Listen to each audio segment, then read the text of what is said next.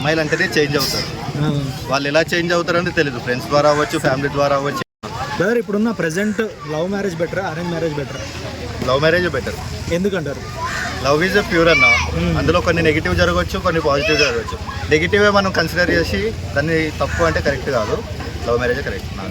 Arrange marriage ఎందుకు వద్దంటారు? ఎందుకంటే పెద్దలు చూసిన పెళ్లి ఎందుకు కరెక్ట్ కాదంటారు? పెద్దలు చూసిన మ్యారేజ్ అన్ని కరెక్ట్ అవ్వట్లేదు, లవ్ చేసినవన్నీ నెగిటివ్ అవ్వట్లేదు. కానీ నా ఒపీనియన్ చెప్తున్నా, లవ్ మ్యారేజ్ కరెక్ట్. సరే, ఇప్పుడు లవ్ మ్యారేజ్ జరిగినాయి, భార్యలు భర్తల్ని చంపేస్తారు, బయట చూస్తారు. ఎన్నో న్యూస్లు అయితే ఈ మధ్య చాలా అయిపోయినాయి. సో దాన్ని చూస్తుంటే మీకు ఏం అనిపిస్తుంది? అరేంజ్ మ్యారేజ్లో కూడా అవుతున్నాయి అన్న, లవ్ మ్యారేజ్లోనే అవ్వట్లేదు. కాకపోతే అవుతున్నాయి, నెగిటివ్ అవుతున్నాయి, పాజిటివ్ అవుతున్నాయి. అరేంజ్లో నెగిటివ్ అవుతున్నాయి, పాజిటివ్ అవుతున్నాయి. లవ్ అంటే మనం ఇద్దరం కొంచెం అర్థం చేసుకునే విధానం ఉంటుంది. అరేంజ్లో అంటే పేరెంట్స్ అవన్నీ మనకు టైం ఎక్కువ ఉండదు. లవ్లో మనకి చాలా 10 years 11 years వరకు లవ్ చేసుకోవచ్చు, జరగవచ్చు. లవ్వే బెటర్ అన్న. సో అమ్మాయిలు బయట చాలా చేంజ్ అయిపోతున్నారు, కొంచెం అఫైర్స్ ఎక్కువ పెట్టుకుంటున్నారు. సో దీనికి ఏ ప్రభావం వాళ్ళ మీద ఎక్కువ పడిందంట?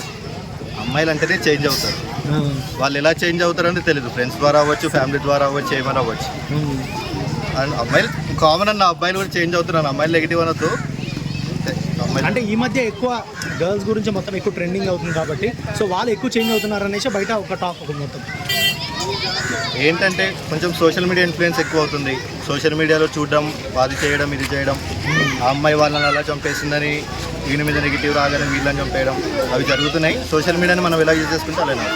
సో ఇప్పుడు బయట లివింగ్ రిలేషన్షిప్ కూడా ఎక్కువ జరుగుతుంది. ఫస్ట్ కలిసి ఉందాం, సెట్ అయితే ఉందాం, లేదంటే విడిపోదాం అన్నట్టుంది. సో ఇది కరెక్ట్ అంటారు అసలు బయట సమాజానికి?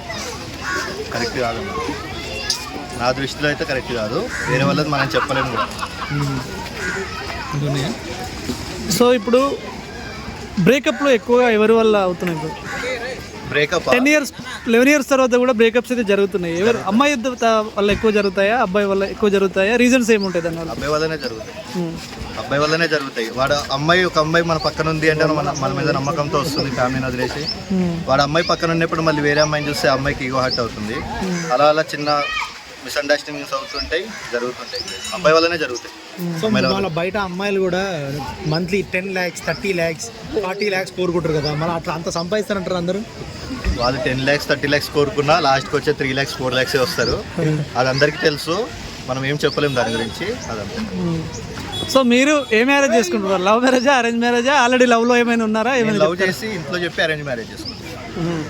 అంటే ఇప్పటివరకు ఏదైనా ఉందా? లవ్ స్టోరీ ఏదైనా ఉందా? షేర్ చేసుకుంటారా? లవ్ స్టోరీలు ఉన్నాయి, స్టోరీలు ఉన్నాయి, అయిపోయినాయి, జరుగుతున్నాయి కొన్ని.